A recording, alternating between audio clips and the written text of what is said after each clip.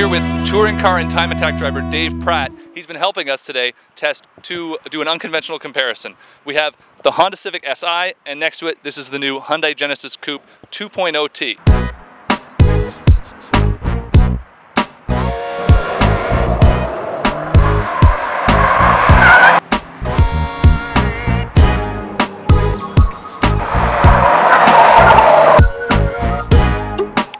Unconventional because it's rear-wheel drive versus front-wheel drive, naturally aspirated versus turbocharged, Japanese, Korean. And Dave's been driving these cars hard on the track, and he's going to give us his thoughts on them. Dave, what do you think about the Honda first?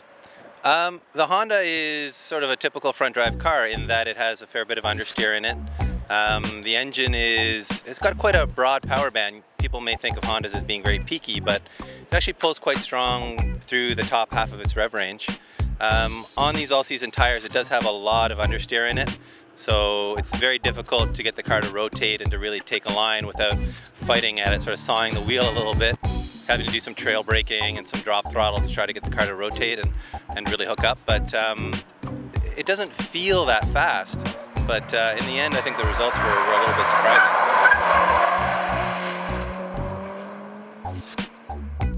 And what do you think about the Genesis Coupe? Brand new Korean powerhouse. Yeah, no, I love the car. I think it's beautiful.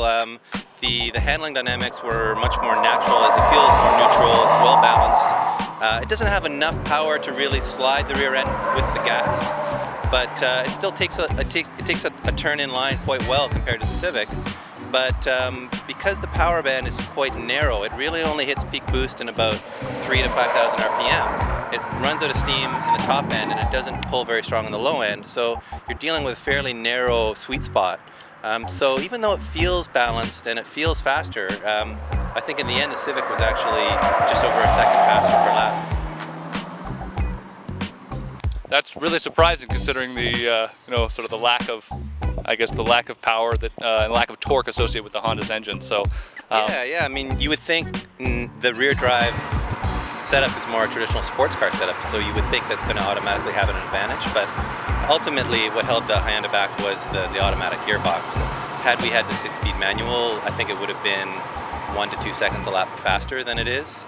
So in the end, I think an enthusiast who wants to go to the track would obviously go for the 6-speed manual, and in the end I think it would have been a little bit quicker than the Civic, even though they are very similar on power to weight ratio, very similar on 0 to 60 time and so on.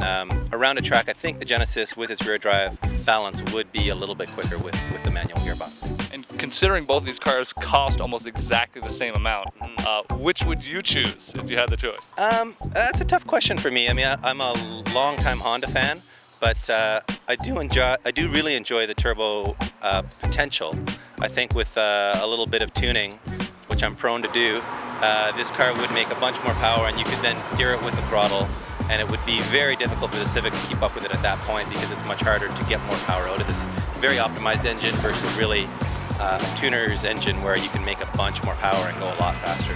Sounds good. So pretty even all around. I guess the numbers prove that they were just within about a second of each other, and I think we've got a very fair comparison from what otherwise looks like two very different types of cars. Thanks again, Dave, and we'll see us at the track soon.